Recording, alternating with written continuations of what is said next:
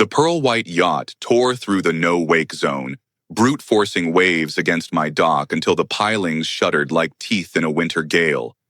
Its owner stepped off as if she'd parked in her private marina instead of trespassing on federal water. A business card, a lacquered smile, a 72-hour ultimatum: shut down my fishing charter or be destroyed. She thought I was a nobody, a fisherman with a weathered cabin and a good back, easy to bully, easy to bill, easy to break.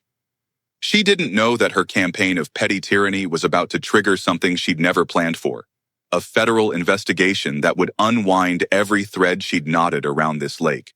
She didn't know what I knew about law, about criminals, about how far people will go when they believe they own the water and the people who live on it, and she definitely didn't know who I used to be. But we're getting ahead of ourselves. My name is Thaddeus Clearwater, Thad to most of Crescent Lake, and on the morning this all began, I planned nothing more ambitious than fuel, bait, and a quiet charter with 2 regulars who tipped in jerky and stories. I'd retired the previous spring after 30 years in federal courtrooms. 30 years of testimony that tasted like copper and lies. 30 years of sentencing men and women who'd traded their lives for fast money. I was done with all of it. Or so I told myself. The cabin is cedar shingled and honest, the kind of place that smells like coffee and line oil. The wraparound porch catches first light. The basement catches secrets. I'd arranged my mornings the way a younger version of me arranged a docket, cleanly, deliberately, with room for weather and surprises. By 4, I was up. By 5, I'd inspected engines and replaced a cracked fuel hose. By 6, I had 3 flasks filled and 4 rods prepped. And by the time the mist frayed off the lake like old lace, I'd already done the quiet priesthood of work that keeps a boat honest. The dock stretches 40 feet into east-running water that looks black until the sun climbs. Pressure-treated lumber. Galvanized hardware. Cross-bracing you could dance a pickup truck across. Most folks see boards and cleats. If you look closer, the metal carries faint official markings, federal, discreet, the way old debts are discreet. In my equipment shed, coils of rope, spare impellers, and a radio system that could whisper to cutters miles downriver.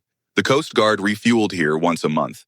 It started as a practical arrangement years back, during a case I presided over that needed quiet cooperation and fewer headlines. It continued because it worked. That quiet ended when her yacht hit my shoreline like a thrown glass. "You must be the fisherman," she said without looking at me, eyes sweeping the hull of my Grady White as if the boat were a rumor she intended to sue. "I'm Serafina Blackthorne, president of the Crescent Lake Homeowners Association. We need to discuss your situation." My situation. Arrogance wears the same perfume in every courtroom and on every dock. I set down my clipboard and let the silence tilt toward her. "You're blocking a federal refueling lane," I said mildly. "But I'm a forgiving sort. What can I help you with?" She smiled the way people smile right before they raise your taxes. "Unauthorized commercial activity." A flit of her hand took in the boat, the tackle, the life I'd built. "Noise. Traffic. Pollution. This is a residential lakefront community, Mr. Clearwater. We have rules." "It's 6:15 in the morning," I said, glancing at a shoreline that had, until her arrival, been as quiet as snow. If there's been noise or traffic, I've only seen one source. Don't be glib. Her phone was already out, scrolling through bullet points that looked suspiciously like they'd been drafted by someone who bills in 6-minute increments. Unauthorized dock extensions, commercial vehicle storage, improper waste disposal. Obstruction of navigation channels. You're operating illegally. I handed her copies of my licenses and permits. Commercial charter, state, and federal. Waste system inspected last month. The navigation channel is 200 yards off this pier. Everything here is legal. She laughed with the hard brightness of breaking glass. Federal permits? Please. I've managed lakefront property for 15 years. I know it's legal. Then I'm sure we'll enjoy the discovery process. Her gaze cooled. You have 72 hours to join the association and bring your operation into compliance. After that, she let the sentence evaporate, as if threats were air and she had plenty. I took her card, nodded, and watched her walk back to the yacht with a gait that said she expected doors to open, water to part, laws to bend. The engine spat to life, and she roared away, carving disrespect into mirrored water. A familiar cold settled under my ribs. I'd felt it when counsel tried to impeach a witness with a lie they'd rehearsed too well. I'd felt it when a defendant smirked at a grieving mother. It's the temperature of bullying, and once you've known it from the bench, you can measure its degrees at a glance. The first salvo landed precisely when she promised it would. A citation on HOA letterhead, seasoned with legalese and threat. $1,500 for unauthorized commercial signage, $1,000 for improper dock lighting, $2,000 for operating a business in a residential zone. Creative accounting masquerading as community governance. Here's what Serafina didn't know. The original 1873 survey set high-water mark as the boundary between private and federal land. The Army Corps dredged the lake in 1952. Water moved. Boundaries blurred. What didn't move was the federal easement, quiet, stubborn, and very much alive. My cabin sits on private property. My dock steps into federal water. My charter, licensed and inspected, uses that dock. HOA bylaws end where the federal government begins. When the Crescent County Sheriff's cruiser rolled into my drive Friday morning, I greeted Deputy Harrison with 2 mugs and the patient nod of an old man pretending to be only an old man. "Morning, Mr. Clearwater." He glanced down at a clipboard, then up with a wince that belonged to a different century. Complaints about noise violations, commercial activity, hazardous materials. I looked at my labeled gasoline containers and the tidy storage locker I keep cleaner than a courtroom. Hazardous materials? Gasoline for marine engines, he said apologetically. I have to note it. Then note this. I placed my permits and Coast Guard documentation in his hands. There's a moment when good officers realize the fight they were sent to is not the fight they're in. His shoulders dropped. His voice lowered. Sir, I didn't realize there was a federal connection.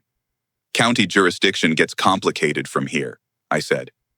I'll check with my supervisor, he said, which is law enforcement for I'm stepping away from the cattle prod before someone gets hurt. After he left, I called an old friend. Judge Clearwater, said Admiral Sarah Chen, warmth and steel threaded through her tone. We'd worked the same tides from different decks for years. She as a rising Coast Guard officer, me in chambers. Admiral, I've got a local problem that smells like a federal one. I laid out the ultimatum, the citation, the attempted jurisdictional broadside. Paper rustled on her end. I'm looking at your file. Your dock is listed as a federal maritime support installation. That puts it squarely under our umbrella. So interference with the operation can be interference with federal law enforcement activity, she finished. Document everything. And unofficially, her chuckle held 30 years of earned cynicism. It might be time to remind a certain HOA president that lakes aren't fiefdoms. There's relief that comes from a friend's voice, and there's the deeper relief that comes from knowing the law is on your side. I poured a coffee, wrote a memo to myself out of habit, and took the charter out that afternoon with a smile I hadn't used all week. But the lake had changed in small ways that only a man who listens to water would hear. A van across the road with windows too dark for carpentry. An antenna that didn't belong to a weekend fisherman. Faces that looked at my dock too intently and my boat not at all. That evening, cutter engines announced themselves with a distinct, disciplined thrum. Lieutenant Commander Stevens tied up with the grace of a man who'd done this 1,000 times without breaking a cleat or a sentence. We'd worked together for 6 months, coffee in paper cups, logbooks reviewed, tight talk about loose things. Evening, Judge, he said, accepting the cup I'd already poured. He gestured at the HOA citation on the table. This woman seems to have strong opinions about federal law. She has strong opinions about everything, I said. He settled into a chair, thumbed a tablet awake, and showed me aerials marked in Coast Guard red. We've seen increased activity, unusual boat traffic, prograde optics, RF scanners. Nothing illegal by itself, but a lot of not illegal things pointed at one place. My dock. Your dock, he agreed, will increase patrol frequency. I watched him leave, the wake of his cutter brisk but respectful. If the attention reassured me, it also reframed the problem. The HOA letterhead was theater. The real show was happening behind its curtains. The van multiplied into two by morning. Both had antenna arrays like the whiskers of insects that live underground. I photographed plates. I logged times. Their indifference felt practiced, either arrogance or legal confidence. I've prosecuted both. Dr. Rebecca Walsh boarded that day, tall, focused, a marine biologist from the state university who carried her curiosity like a compass. She'd been sampling Crescent Lake for her dissertation. As we ran lines along the deep channel, she said, almost to herself, "It's remarkable how the eastern shore has shifted." "In what way?" I asked, checking the drag on a reel. 6 months ago, diversity and counts were normal. Now the food chain's bent. Something's been introduced. The state's testing, but it's slow. 6 months. The timeline clicked into place so cleanly I felt it in my teeth. The month I started chartering. The week Serafina first strolled onto my dock. Contamination masquerading as coincidence. A strategy with two targets. Frame my operation for environmental crimes and create grounds to shut down federal presence attached to my dock. I fished with Rebecca that morning while my head ran a different net. Environmental sabotage isn't mischief. It's federal crime, doubly so when it aims at disabling law enforcement. By mid-afternoon, Deputy Harrison returned with a county building inspector and a representative from the state environmental office. Paperwork authorized a comprehensive inspection: soil, water, structure, and prayers if they packed any. "I'm sorry," Harrison said quietly, eyes on the inspectors, not me. "Someone's pushing hard from high places. Not normal complaint channels." "Noted," I said. The building inspector took measurements the way surgeons take margins. He craned under joists, peered into conduit, and finally said, half to himself, "I've never seen a private dock built to these specs. This is beyond code." "Safer than code," I offered. "Sir, this could load handheld freight. The electrical is mil-spec." "Your comms," he paused. "With respect, this isn't a fishing pier." "No," I said. "It isn't." The environmental inspector approached with similar puzzlement. "Water around your dock is cleaner than lake average. Whatever contamination we're tracking, it's not coming from you." After they left, I called Admiral Chen. "Judge," she said, not bothering with pleasantries, "I'm sending a team. If someone's targeting a federal facility with environmental warfare, that's national security." That evening, a familiar sedan crunched up my drive. Judge Cornelius Whitfield, colleague, friend, the kind of jurist who could read a 10-page motion in 9 seconds and quote page 8. "Dad," he said, accepting a bourbon I poured because good rituals keep men steady, "we need to talk about Serafina Blackthorne. You know her?" "I know her ex-husband." He set down his glass with the gravity of a gavel. "Miguel Blackthorne. Drug trafficking. 20 years. You put him away. Memory isn't always linear. Sometimes it's a flare gun. Miguel, the yachts, the lake properties, the shell companies with pretty names and ugly ledgers. Evidence that ran through Crescent Lake like contraband through a midnight lock. We'd proven the money. We hadn't touched the spouse. His base of operations," I said slowly, "was the Eastern Shore property. The mansion. The one where she now lives." "Correct," Whitfield said. "Her title was clean. Her testimony cleaner. Innocent spouse doctrine in full swing. We could never attach her to the operation. And now she's HOA president." "And now she's HOA president," he echoed.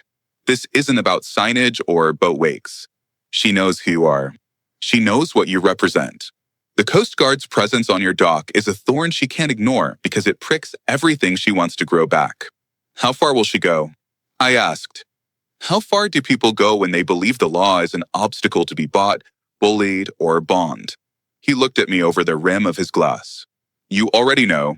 Let me put the question to you the way I put it to myself. If someone starts poisoning a lake to frame your operation, and you know the fingerprints belong to an old network with fresh money, do you call in the cavalry at once? Or do you gather enough evidence to make the case bulletproof? Tell me what you do, because what happened next demanded both patience and speed, both silence and thunder."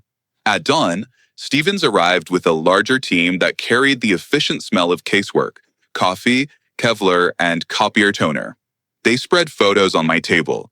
Serafina meeting with associates whose names were familiar from sealed indictments and failed prosecutions.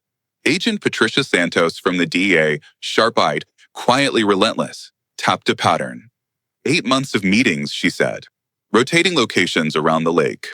The timing tracks with Miguel's scheduled early release for cooperation next year.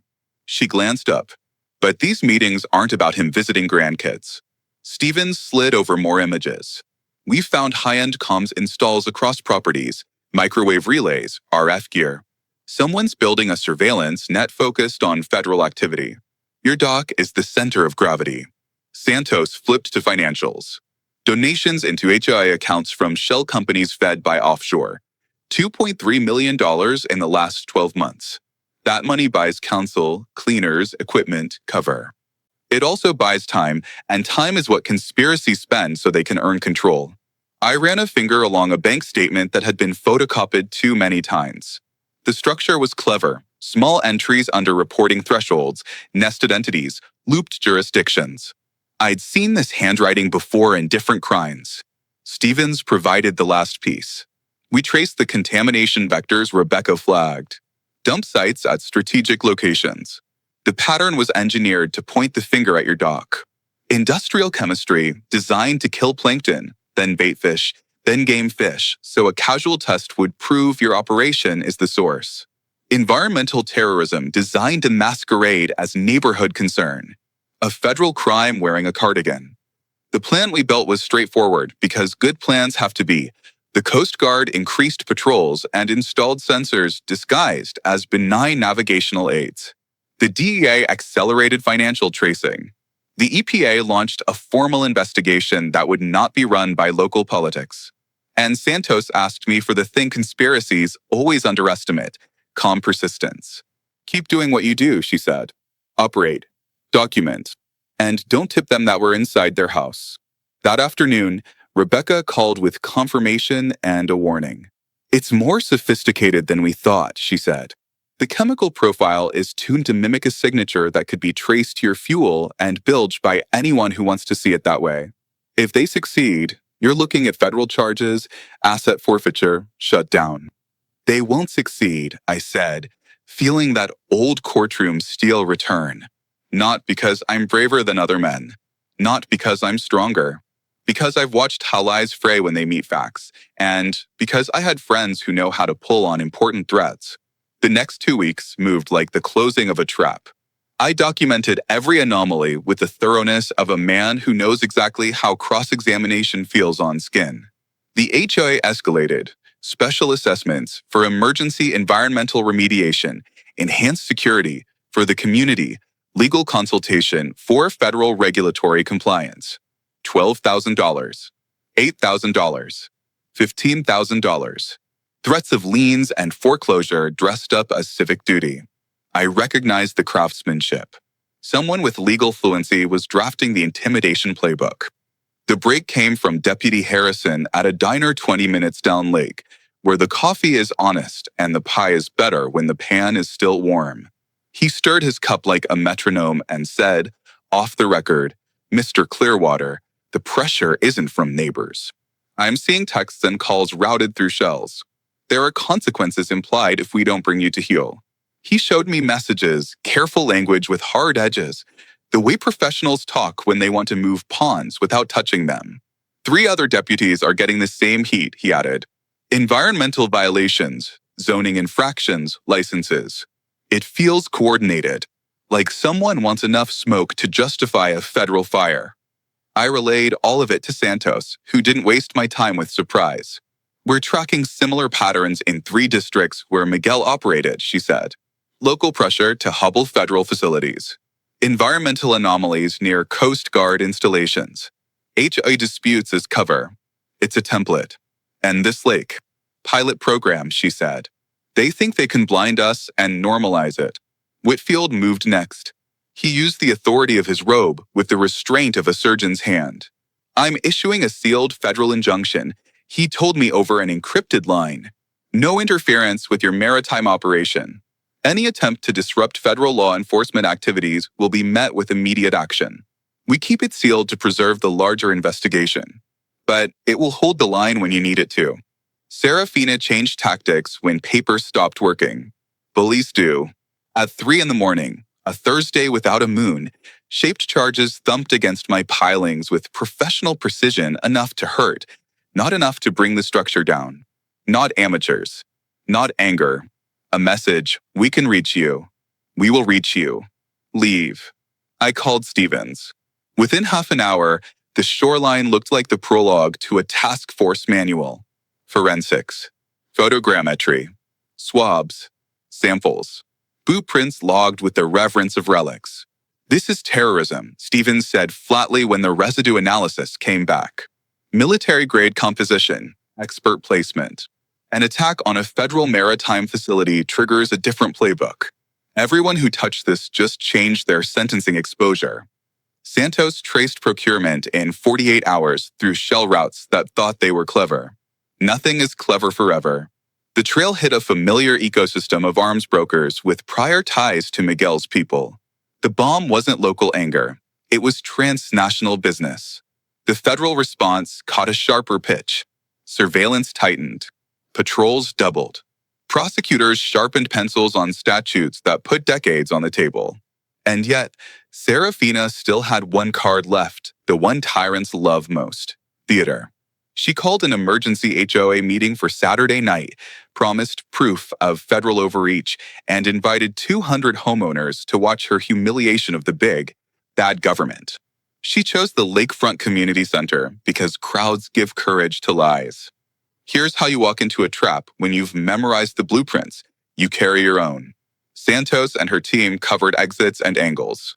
Marshals waited on warrants like sprinters on blocks. Whitfield sat with pen above paper, calm as rain, ready to sign the orders we'd prepared with care. My job was simpler.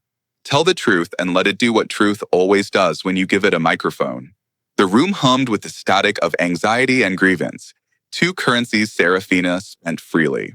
She presented with professional polish, photographs of Coast Guard patrols framed as harassment, spreadsheets mischaracterizing payments for maritime support as bribes, expert testimony from men whose CVs would wither under real scrutiny. It was masterful narrative engineering. If you didn't know the backstory, you might have believed her. That's the specialty of gifted liars. They wrap two accurate facts around one killing falsehood and call the whole thing context. When she opened the floor, I stood. The sort of silence that belongs to verdicts fell over the room. Ladies and gentlemen, I said, and 30 years of judicial cadence did the rest. My name is Thaddeus Clearwater. Some of you know me as the man who loans you air compressors and lures. What you don't know is that I'm a retired federal judge. For 6 months, I've been working with federal law enforcement to investigate a criminal network that operates out of the very mansion where your HOA president lives. Serafina went pale, then angry, then something sharper, calculation. She reached for the script she'd rehearsed for this contingency and found it didn't fit the room's new shape. This is exactly the manipulation I warned you about, she snapped.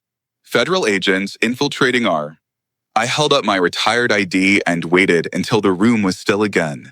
Mrs. Blackthorne, would you like to explain why you've met repeatedly with associates of your ex-husband's smuggling network? Or why the HOA has received $2.3 million from offshore shells in the last year? Or why industrial chemicals were introduced into our lake in a pattern designed to frame my operation? Or why explosives were placed against a federal maritime structure at 3 in the morning? Agent Santos entered with federal marshals the way sunrise enters a room that's been lying about what time it is. She didn't raise her voice. She didn't need to. Serafina Blackthorne, she said, you're under arrest for conspiracy to commit racketeering, environmental terrorism, interference with federal law enforcement operations, money laundering, and explosive attacks against federal infrastructure. The cuffs clicked loud enough to be a metronome. Sometimes justice sounds like polished steel. As they took her, she spat what bullies always spit when the show's over and the lights are up. You destroyed my family once, Clearwater. No, I said quietly. Your husband destroyed his own life. You chose to resume the business. What followed moved with the clean swing of a practiced axe. Whitfield signed warrants for seizure. The mansion, the yacht, vehicles, accounts. The HOA was dissolved by federal order. Fraudulent assessments were voided. Refunds flowed from seized assets. EPA teams began remediation immediately, and with Rebecca's guidance, they traced every vector back to the sources we expected. The lab work made the charges iron. Santos's casebook thickened with evidence that would read like tragedy to defense counsel and like relief to everyone else. Miguel's early release vanished like mist when the sun gets determined. Federal prosecutors argued, convincingly, that his cooperation had been structured to protect ongoing enterprise, not to dismantle it. His clock reset, plus time for fresh conspiracy ties. The investigation's ripples became waves. International arrests. Assets seized not only for punishment, but for restitution and deterrence. The pattern we'd uncovered here mapped onto lakes and rivers far from our shore. Santos was promoted to direct a task force, the first of its kind, targeting criminal networks that were HOAs like camouflage. 6 months after the arrest, the lake began to look like itself again. Morning light laid gold across water that had been darker than it had any right to be. Fish returned. Osprey did too, scissoring air with that particular majesty that says, "We were here before your paperwork and we'll be here after it." My charter business thrived under official protection I didn't abuse and didn't advertise. Word of mouth handles marketing just fine when the product is decency and fish. Rebecca defended her dissertation, Dr. Walsh now, and took a role with the EPA writing protocols to catch environmental terrorism earlier, to stop it faster. We collaborated on research because our Venn diagram of interests had become a coin. The other side of that coin was personal, and I learned the pleasure of a companion who loves the same quiet as you do and knows when quiet should end. The community rebuilt trust in the untidy way communities do, yard by yard, conversation by conversation. Property values rose, yes, but the more important metrics were measured in safety and clarity. Children waved at Coast Guard patrols with the casual pride of kids who know the people in those boats are on their side. The former mansion, purchased with drug money and leveraged for terror, became a federal courthouse for maritime and environmental matters. Every time I walked past its steps and saw a citizen holding a filing packet instead of a bag of cash, I felt that particular warmth you only get when irony grows a conscience. Serafina wrote from prison on the anniversary of her arrest, short, bitter, certain that others would take up her work. We filed it as evidence. The letter helped close loops we were still tightening. Criminals rarely resist the urge to narrate themselves into deeper culpability. The festival committee added a ceremony to the annual lake celebration, recognition for federal, state, and local personnel who'd protected a community most folks outside our county can't find on a map. Little hands pointed at the courthouse and told visitors how our lake caught bad guys. Their pride was uncomplicated and correct. I spoke at a few conferences I never would have attended before I retired. I talked about the way criminals hide inside legitimacy and how to pull their masks off without ripping the skin of what's worth keeping. A surprising number of young agents took notes, and an unsurprising number of older ones gave me looks that said, "We've been trying to tell the world this for years." Welcome to the choir. If you've ever been up against someone who thinks their money insulates them from consequence, you know the itch for justice, the kind that doesn't just win the day, but cleans the ground it stands on. That itch is why I tell these stories. If you want this sort of casework to reach more people who've dealt with petty tyrants in nice clothes, your support helps more than you'd think. But whatever you do, remember this. The law isn't a weapon for the powerful, it's a shield for the decent. The moment we forget that, we lose the lake, then the county, then the country. 3 years passed, measured in sunrises, summer storms, winter maintenance, and laughter I didn't expect to find again. An invitation arrived with a seal heavy enough to be a paperweight. The Federal Law Enforcement Academy was dedicating a training facility on our shore, the Clearwater Maritime Justice Center. The irony was thick and right. Build the future where the past tried to break you. Rebecca and I stood with officers and agents, Coast Guard, DA, Marshals, EPA, state environmental units, county sheriffs who now knew how to spot the difference between neighbor complaints and rehearsed campaigns. Young faces listened to brief speeches about jurisdiction and joint commands, about egos that need leashes and missions that need humility. They trained on the water where Serafina once staged her theater. They practiced interdictions where yachts once ran hot through dark channels. Director Santos pinned a medal on my lapel I hadn't asked for and would never pawn. The citation read what citations read, but the subtext was simple. Use your retirement for the thing you always used your working life for, making it harder to commit crimes in front of children and call it business. If you've ever wondered whether institutions learn, the answer is yes, slowly, often after pain, but yes. Our case became a template. Task forces were designed not around agencies, but around outcomes. Environmental labs learned the specific chem signatures of staged contamination. Prosecutors braided statutes, RICO with environmental and terrorism enhancements, so juries could see the whole animal instead of one tooth at a time. What became of the yacht? It wears Coast Guard colors now and the name of a young officer killed years ago doing work nobody wrote songs about. It trains cadets in pursuit maneuvers that save lives.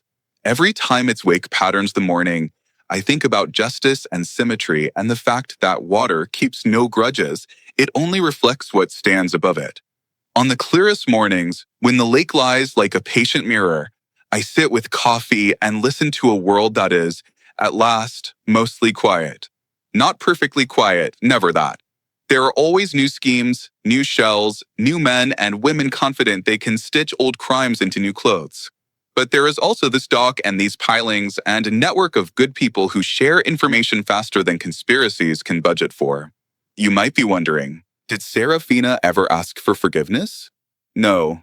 Tyrants don't stage apologies, they stage returns. Prison taught her neither humility nor silence. But prison taught us useful things about the shape of her network. We learned how far it reached and exactly where it snapped when it finally met a wall it couldn't purchase. And Miguel? He aged in place, which is another way to say the years did to him what courts had begun. He will die under the same set of rules he tried to carve exceptions from. That's not triumphalism. It's geometry. Actions create angles that eventually close. If there's a lesson I'd hand to anyone who thinks they're too small to withstand a machine that hums with money and malice, it's this: document, coordinate, and keep your nerve. Tyrannies hate paperwork almost as much as they hate witnesses. Write things down. Share them with people whose duty outlasts their shift. Make it easy for good prosecutors to connect dots and hard for bad actors to erase them. A last thought before I put this story back where it belongs, alongside rods and charts and the smell of pine. When Serafina first stepped onto my dock and told me there were rules, she meant hers. When we answered, we meant everyone's. That's the difference. That's the whole difference. If you've dealt with a Serafina, someone who mistakes authority for ownership, I know what that feels like. It sticks in your throat until you either swallow it or speak. I chose to speak, then to act, then to keep acting when the consequences scaled. And I didn't do it alone. None of us ever do. So here's to the Ospreys returning, to the kids learning to tie bolins, to the deputies who remember that badges are shields, not spears. Here's to the agents who do the boring, crucial work of cross-referencing lab results and bank transfers.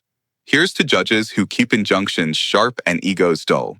Here's to biologists who read a lake like a law book and can tell when the margins lie. And here's to you listening. Maybe you needed to hear that bullies lose when communities decide not to be impressed. Maybe you needed to know that federal law isn't a faraway concept, but a set of tools your neighbors can wield responsibly. Maybe you just wanted a good story where the bad guys don't get away with it this time. Either way, if this helped you breathe a little easier or stand a little taller, I'm glad. If you want more cases like this to find people who need them, well, you know how these platforms work. Support helps. But whether you tap a button or simply tell a friend, remember that justice, like a lake, is a commons. We keep it clean together, or we watch it darken alone. The war for Crescent Lake ended the way real wars end when good people coordinate, not with a parade, but with patrol schedules, budgets, training manuals, and the steady quiet of a place no longer under siege. The water doesn't sing about victory. It reflects it.